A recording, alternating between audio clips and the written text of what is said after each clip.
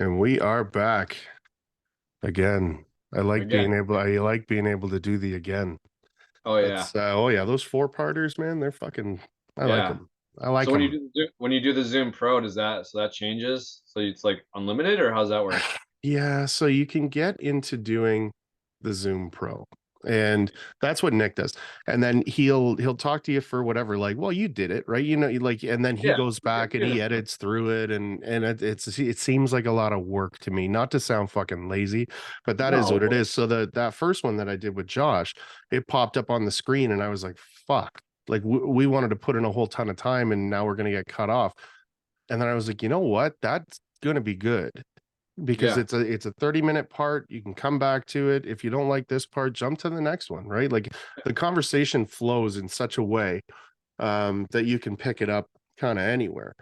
Yeah. And when you're um listening, it's fairly seamless too. I listen to them all on Spotify, so it kind of just so transitions one to another. So like I don't really see a delay in it at all. right, so I was gonna say, when I got like two bears on or whatever, the previous one really does just bleed into the next. And with mine, there's no intros, there's no outro really. So yeah, I think it works out pretty good. Now the other part of all that is with YouTube, the algorithm. When you finish something of mine and then it takes you into the next thing of mine, that's really good for the algorithm. Okay. So for every time that somebody listens to a 2 hour thing, if they're listening to four 30-minute things and jumping from one to the next, it's apparently very good. Okay. Now I did not know that going into it, so don't give me any sort of praise Hey, for it, that but worked out, man. it worked out pretty good. So Yeah. yeah, it's interesting, man. What's your what's your go-to podcast other than, you know, Okay, the so Drywall podcast and other, yeah, right now my big ones are Two Bears, One Cave, yep. Rogan, Your Yep. Mom's House. And then I do the Construction Life podcast with Manny, Okay. the Drywall podcast with Nick. Um, and then there's a couple of other ones here that have started, Bread to Build, and I'm trying to remember what the other one is. But I've split Spotify to things that I like as like playtime podcasts, Yeah. and then I've got my Apple Music set up following all the people that I want to be following from the industry. And then when the next episode's done, it's in queue of all the things that I follow. So like Okay. when on Monday mornings when I head into work, I've got Nick's podcast on because it drops on Friday. I got my weekend, and then Monday that hits, and then as soon as that's done, it'll throw me in, like the construction life into the next.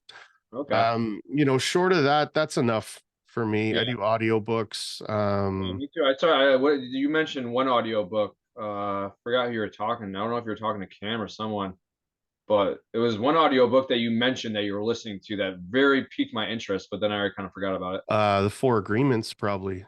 it. What is that? So the Four Agreements are, it's basically like a lifestyle. So you be impeccable with your word is one of Okay. them. You don't assume. Do your best, and don't take things personally. Okay. And if you can actually do those things, things become very simple. Yeah, because Um, I dive down the audiobook stuff like mhm. the life help, the self motivation, I Yeah. like list like Elon Musk book, Bezos book. If you've listened to Simon Sinek, he's got a couple real good books Oh, there. really? One of them is The Infinite Game. And essentially, what he's talking about there is you can have a finite game or an infinite game. And the finite game is somebody wins and somebody loses, right? Like basketball is a finite game, right? There, Yeah. there are rules of who wins and loses. And then, like a large company like Apple is the infinite game where you're playing the game to continue to play the game. Okay. So Um, I have a question for you that I haven't heard yet on a Nick's or your podcast or yeah, yeah, yeah. realistically any construction podcast. And we're going down the infinite kind of game. Um Setting yourself up for retirement as a self-employed contractor. Hmm. Have not heard anyone talk about this yet. Yeah, because I think if you want my honest answer, it's because I think a lot of us don't think we're ever going to retire, man. There's no fucking way I'll be able to sit at home Really? and not do something. Really? So now there is this is another thing that's starting to come up that I really enjoy, and it's called escape velocity, where you are set up in such a way that you don't have to do anything, right? Okay. And Kind of having that FU money. or talent, or you know what I mean, like there are a couple of things that can get you there, where if you are the most talented person on the planet at something, you get to write your own ticket. You know what I mean? Like If you picking and choosing clients essentially because oh, you're doing great yeah, work. or am I going to continue? I'm going to do it in this country even, or what are you going to do, right? It's when your boss comes to you to tell you that you have to do it or you're fired, and your answer is fuck you.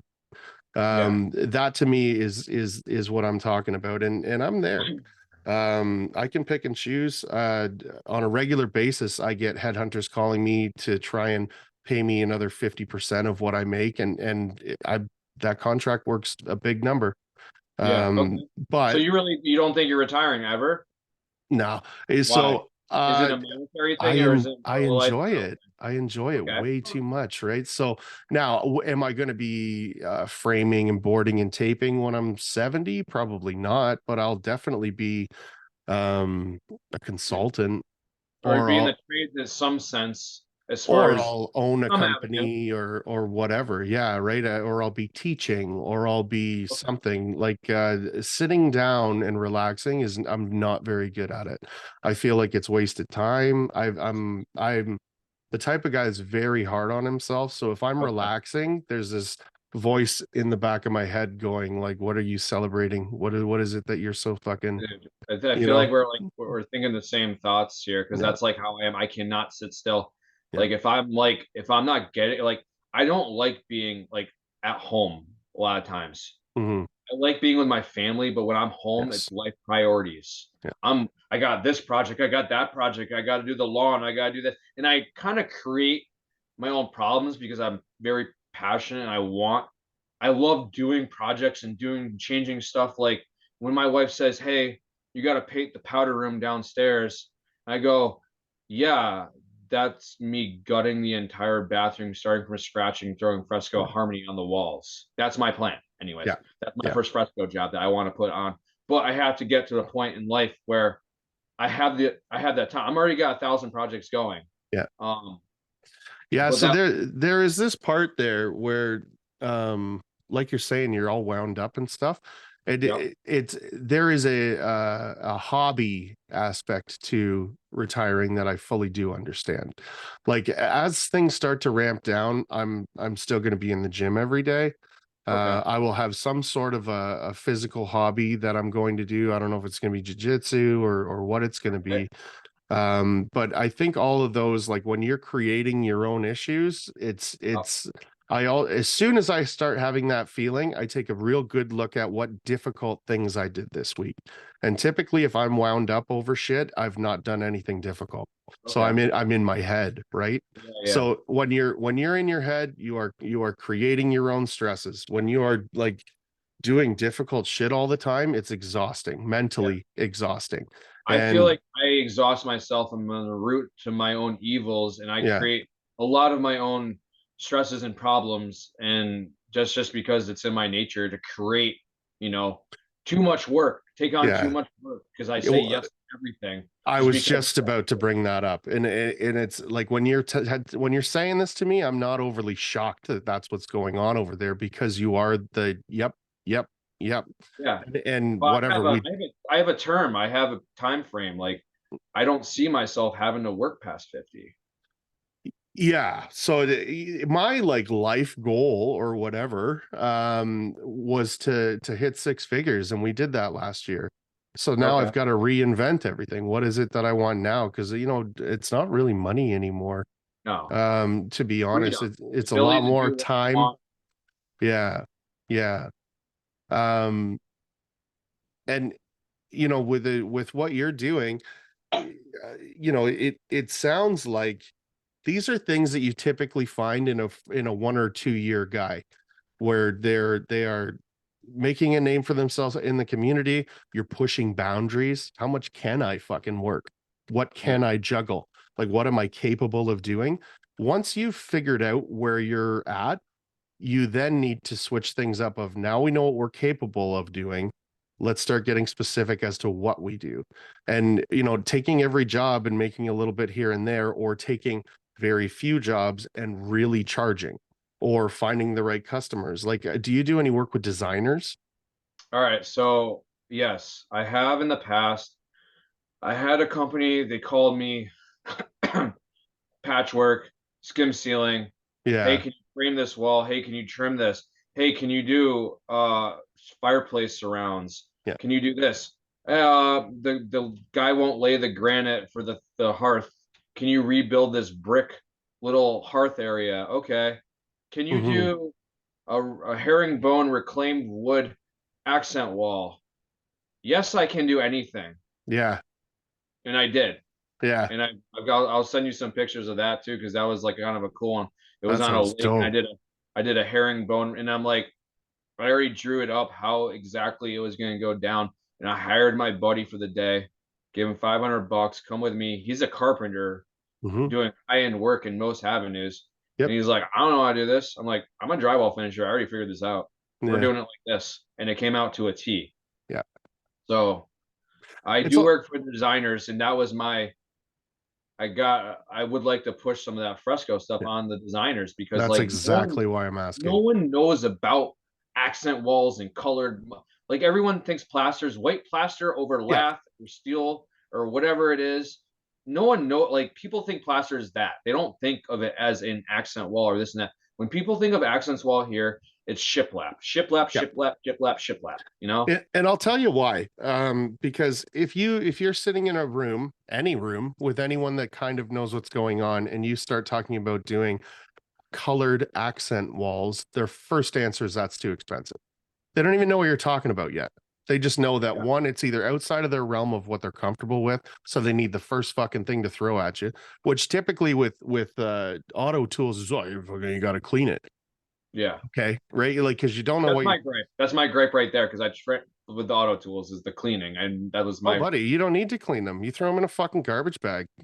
yeah. Okay. Literally. Really? I just did all of my cleaning, and some of that stuff, like the throttle box, that's been a month sitting in a garbage bag. Really? And I Okay. took it out. I took the shower head of my shower, and I put it on the heavy spray, put the thing in a bucket, sprayed it all out. It's done. So It's not fucking would difficult ever to you clean. would you ever put your hands on one of those DeWalt Yeah, they're dope. pressure cleaner? Yeah. That's what everybody's using. And you It's a just terror. It's quickly, honestly, the pressure cleaner is probably the worst DeWalt tool that they make, because it's yeah, so underpowered. But it's a functional tool in a certain yeah. aspect. It's perfect for fucking spraying off auto I tools, don't know why man. I bought it. I haven't used Yeah. that for the application, but Yeah, I mean, like, what I used to go to the fucking car wash every night, and I would spray the shit out of everything, and it would all really, look perfect again. And then I don't do that shit anymore, man. I okay, run my fucking 10-inch box, and it goes in a garbage bag. And then I run my 12-inch box, and it goes in a garbage bag. yeah, And then when everything is done, I go to the car wash once, if I even do now, because once you put that in the garbage bag, it doesn't dry out, yeah, right? So it's still kind of wet. So when you spray it out, it's as if you sprayed it out next day. So now that cleaning is done. But what I mean by that is, when you understand that, because you do it all the time, all of those things don't make any sense. So when you're talking about Venetian plaster, for one, I didn't even fucking know what that was, and I'm a 15-year guy.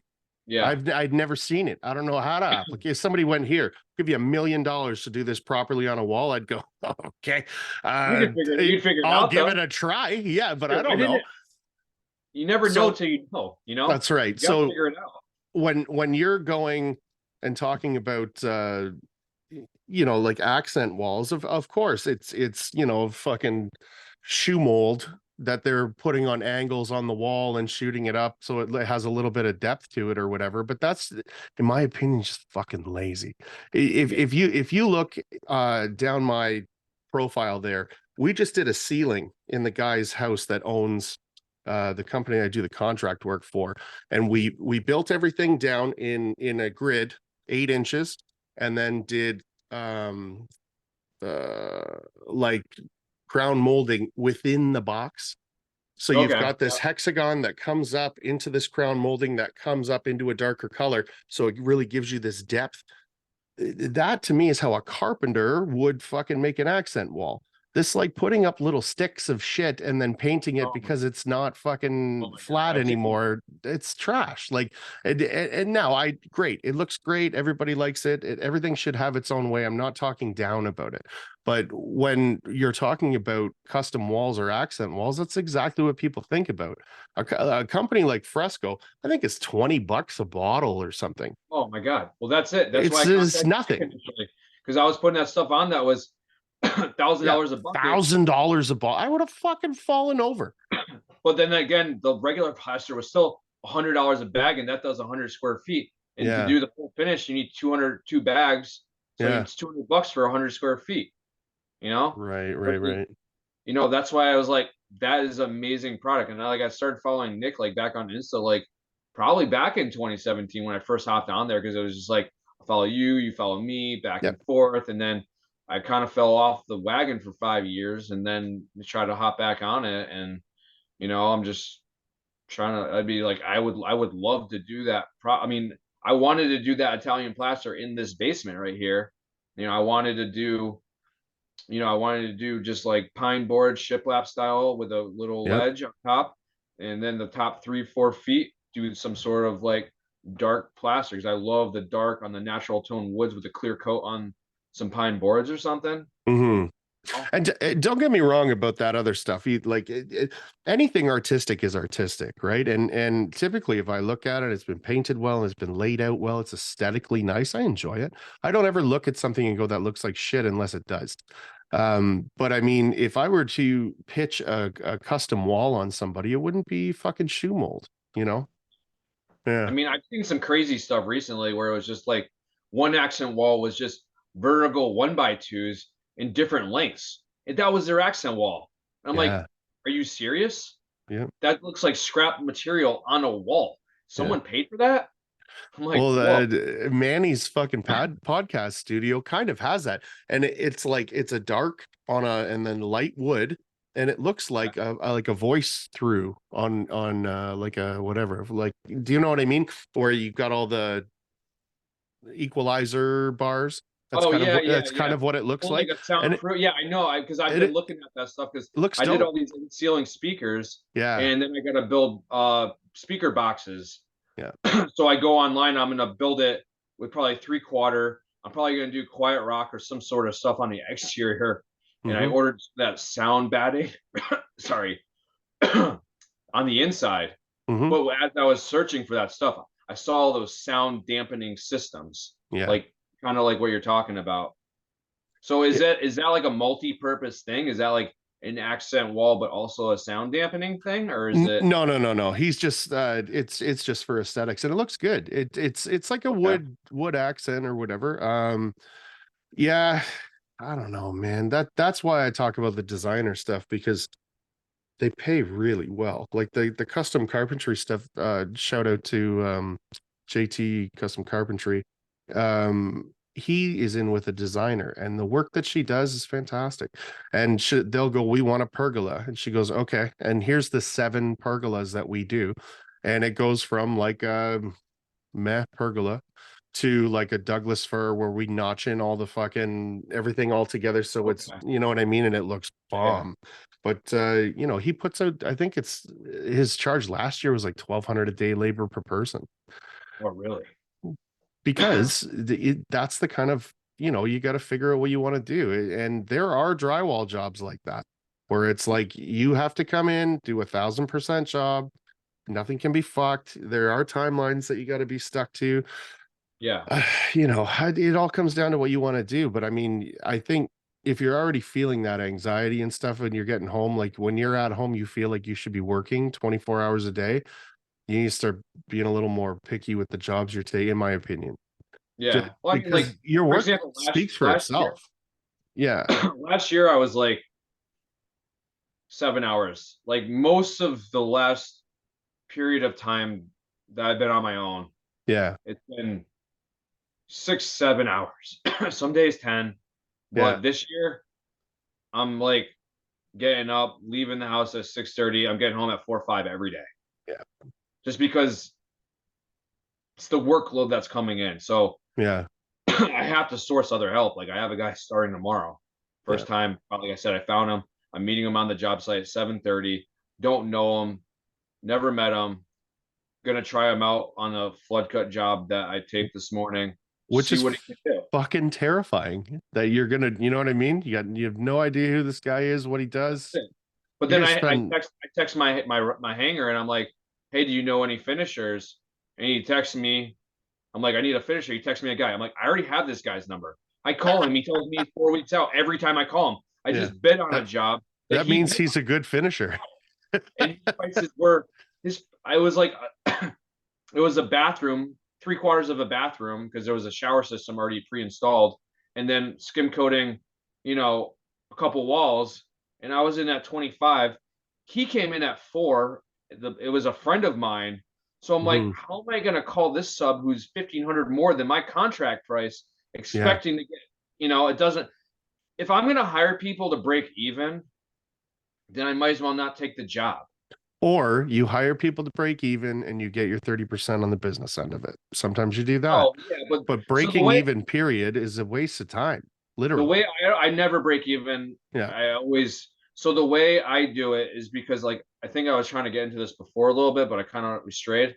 Hmm. So when I do my pricing is I know what I would charge as a subcontractor because I subbed for so many years. Right. So I have my sub price, I have my hanger price, I have my material price, and then I have my margin on that. So Yeah, my good. sub price, my labor price for finishing is based on what I would charge at a certain rate all my other subcontractors. And usually I'm like 40% faster than most of the guys I hire because they're coming from union because that's all we got. And they're union night weekend warriors trying to Yeah. make some cash on the side. And they're charging me, $300 a day of cash. Yeah. That's good So money. That's good money. yeah, and I'm paying it. But like defense work, like I pay my buddies like $47 an Hmm. hour cash, $50 an hour cash. Hmm. But like, because I want to pay guys what they're worth, and I want them to want to come back to If me they're worth it, if they're right? worth it. Which Exactly. And I'm it's I'm the first person to fucking throw money at people when they're worth it. well, Because that's it. we're gonna come, we're gonna fucking kill it in two Yeah, days, and everybody's gonna walk away with a week's worth of money. Why don't we do that more? Right. yeah, And when those things come up, we do that, and it is a fucking rock star show. But yeah. you've got other guys out there wearing the hat that they can do that. And when it comes to kicking ass, oh, and I didn't get sleep last night or whatever the fucking excuse is going to be. Well, Excuses are excuses, man. yeah, man. I don't give a fuck what your sleeping situation is, right? Like you were invited to this party because you can perform. You can't perform, that invitation is revoked. There's no more calling people that don't know that we are all here to kick ass so we all benefit, and then we'll do this again next month or whatever. It's I think that's what's missing. And I also think, like, I don't know who taught you, but I got taught by rough guys, Okay. and that was how I learned the best, right? If there's My like, father-in-law taught me. yeah, That's okay, so hand finisher from Quebec, and that's how I learned. So, and yeah, he's a fucking top notch, like you know, back in the day, maybe not so much anymore, but these all these French guys from Quebec, they're 200, 250 sheet day a guy finishers by hand with yeah, a compound too, but second coat, you yeah, know, they're not doing 100 sheets a day, 50 sheets a day. They're doing 200. yeah. It's a And that, little fucked, man, how quick these guys are.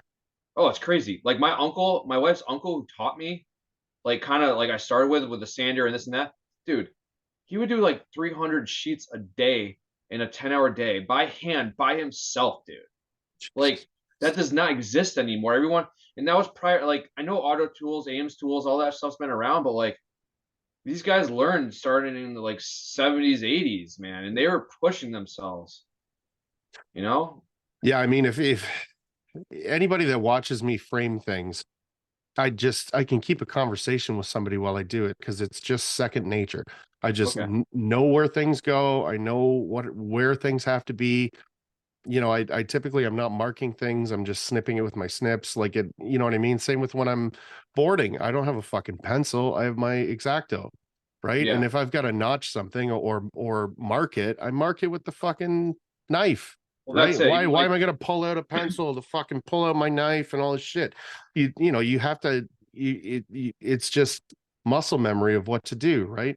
yeah. When I was being taught, the guy would turn purple fucking screaming at you if your tape went out past 24 inches because now you're wasting everyone's time.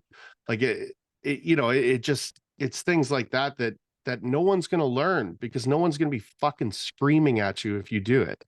Yeah. Right? So like that efficiency stuff, I don't know. I just feel like there's a whole generation now that's not being taught properly, and the guys that are being taught, they're not being taught how to do the job No, right. dude, They're they're being being taught from taught. a book in a classroom.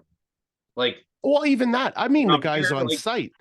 The like I guys go, on dude. I hired this guy from the union like 8 years ago. He shows up, can't do stilts, which whatever, don't do Yeah, stilts, I which don't fucking do that. you don't Yeah. understand.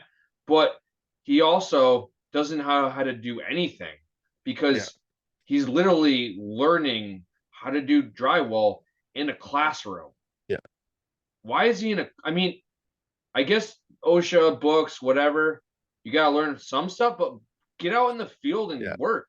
That's the only way Absolutely. you're gonna learn is just putting your time and hours in. That's why you look at electrical, HVAC, all that. You gotta get your 8,000 hours in. Yeah.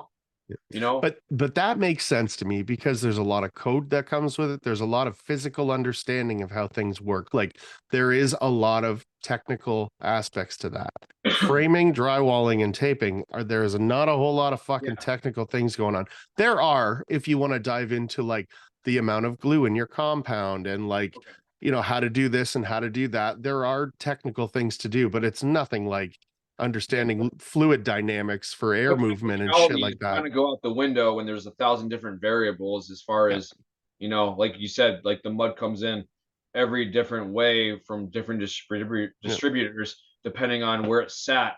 Was it in cold climate? Was it yeah, this? Like, my 150 sheet commercial job, the contractor texted me and they're like, hey, we just were going to put some couple sheets up and tape it, get some spiral ductwork in this one area. yeah, And he's like, dude, the fucking mud was all frozen, you yeah. know? And I'm like, Because there's water in it, dummy. Yeah, right? yeah. Like they don't get it. Yeah, Yeah. where are you guys you're standing on if mud freezes? Is it throw out or you keep using it? Um, you Or you don't know, have to tell me. I mean, no, I don't fucking. It's never happened to me, to be honest. Now, if I've got mud that's been sitting in my truck or something overnight and it's frozen, I'll bring it in and I'll let it warm up. But Okay. typically, if So I've you got don't think that it leave the like an all-purpose mud, it freezes, it loses its glue adhesion properties. okay, so anytime anything freezes, right? If water's involved, you're going to have crystallization happen. And when you are sucking a specific thing out of a compound and then allowing it to go back in and mixing it, there's got to be some sort of fucking connection that's lost there. I'll absolutely say that. Adhesives, I just don't know enough about it Okay. to have a real educated Because I conversation feel like about it, but it's like kind of like a not like a myth, but like yeah, put it this way, I've there's had a mud lot of freeze. things like I've that, man. used it, dude. I have never had a single issue in 20 years, and I've used frozen mud before. Yeah. I've let it. It's Oh, not like I've had icicles in my mud before. I'm like, what the fuck? that's amazing. And like, I've never had an issue. Like, I took that mud and I threw it in the fucking thing and let it thaw out. I didn't keep using it, Yeah, but like, totally. Yeah, yeah, yeah. I've had like, so like that job got loaded on a Friday when it was negative 10 degrees out here. The one Yeah. cold day we've had this year because it's been 60 degrees in February in Connecticut. Like I'm outside in a t-shirt eating a chicken pot pie when I got home from work with my kids outside on the deck. Yeah, yeah. We have an absurd year this year, which is fine because oil prices and gas prices are kind of through the roof. But like that mud froze, and I'm like, I've never had an issue with it. You can use it if you want. Maybe I'll Uh, throw out the green lid, the all-purpose, and because if so, that initial tape coat goes, man, the whole job goes. oh yeah, you got to be real specific with the tape code anyways. So in Vegas in March, I'm making it a point to talk to the mud people. I want to have a real conversation about like what are all the different muds and why Yeah, coming from the people that make it, right? There's a lot of people saying a lot of things. I want to hear it from them. I want to hear it And too I'm because going to like ask them to come on the podcast there's because like I that's a think it needs to very happen. very it's a very good idea because Yeah. like I Yeah. mean going back to when I worked at that bigger commercial company, um, we did a children's medical center that was on a pad. The pad must have been I don't even know Yeah. Enormous. 500 by Yeah. 200. Like I don't even know, massive, right? All steel stud, sheetrock, taped with all-purpose green lid USG, top coated with USG purple midweight. Hmm. Okay, so we get a crack start. We start getting cracks over the doorways. So what do? They blame it on the midweight mud. But I'm like, why would it crack? That's the top coat. That means nothing. Yeah. Yeah. Yeah. Yeah. Meanwhile, you have a settling crack stem going from 500 feet down the Yeah. center of the pad because it wasn't cured. They didn't cure When properly. They didn't when backfill. your fucking pad goes like this, everything Yep. else goes like this. Yeah. You know what I mean? Like you are going to build a square on top of it, but it's got to, if that pad isn't fucking perfect, Yeah. it affects So everything. that pad cracked, and then we started getting cracks over the doorways, and they go, "All right, no more midweight mud." And I talked to guys that have still been working there 10 years later, and they're still not allowed to use midweight mud. They have no idea what they're doing. I'm like, you guys are office pencil pushing drywall contractors that have no idea about anything. And all like I was an amazing finisher for them. And like I gave my 2 weeks, 1 week before my wedding, like I already mentioned, Hmm. they didn't even counter offer me. They just let me go. See ya. Yeah. And then Okay, I cool. sub work for them. But they were the cheapest people ever, man. They Hmm. didn't care. They didn't care about who they had. Everybody was just a body. The work That, craftsmanship that was kind of left up to the project managers, and as long as they got paid and going to get streamed at by these large contractors, yeah. then it's fine. There We got is by, we this made our like money. it's companies like that. That's exactly what it is. But people learn that very quickly that when Yeah, you call this company, they don't give a fuck who's on site. They have XYZ showing up. They got 100 fucking guys. If 4 guys call in sick, they're gonna pull them off of something else, give them a bullshit excuse. You know what I mean? They just shuffle around the coconuts, right? Because none of them are unique, and the ones that are, they don't treat like they're unique, well, right? yeah, So, exactly. and they don't give a fuck at all because it's just keep pumping out that money. And It's a if money business. It's not a drywall business. that's right, yeah. And I think that's going to be the difference when we start getting this community together a little bit, where Yeah, and I'm we all excited have a about lot of integrity. We all have a lot of skills to bring to the table, and the guys that and girls that can do that, we should be part of a community where we're all celebrating each other's victories, and there is no famine anymore, right? So there's no reason not to be in contact with everybody else, talking about pricing, talking about skill set, talking that. about how we do things differently. And I think the podcast is going to help with that. At It's least I gonna help. hope it does. You look at these, Facebook groups, Hmm. and it really drives me nuts when some younger guy who just started went on his own and he goes, "Hey, how much should I charge for this?" And you get some old And timer they going, dive "Well, all why over are them. you asking that? You Yeah, figure it out yourself." You know, like that's such bullshit, man. Help a guy out. Like, exactly. okay, yes, every area is different, Yeah, but give him a base point. Like, at least like be like, all right, yeah. well, you're over there, you're probably paying a little bit more. Don't like just fucking just throw him to the wolves and tear him apart because he's asking an honest question. Like I asked my father-in-law, I go, how much should I charge for this job? And his Yeah. answer was, charge what you want to make. Exactly, exactly. So if anybody ever asks me that question, I go, okay, you know what your bills are? Yeah, okay. So you know what your month is? Yeah. So double that and then break down how many hours you're going to work. That's your number. Period. Okay. And then figure it out. Or come at it with an industry price and then be a part of the industry. You are either going to be someone special or you're not. And Yeah. feel free not to. You don't have to be someone special, but you're not going to be paid a special price for that. No. You know what I mean? It just kind of is what it is on that front. Okay, we got 4 minutes left. Okay. Let's do some shout outs. So what do you got to shout out here? You I got mean, honestly, my wife, I like that. my father-in-law, Yeah. my father-in-law, I've known him for 20 years. We go quadding, we're like buddies, we do that, and like he showed me everything. I learned the tricks, efficiencies, Hmm. but I mean, I wouldn't be in it without him, and he really, I stood by him, but he stood by me at the same time. So, Yep. father-in-law, my wife got my back all the time. My kids, my soon to be 4-year-old Kai, my son Mason, like, Yep.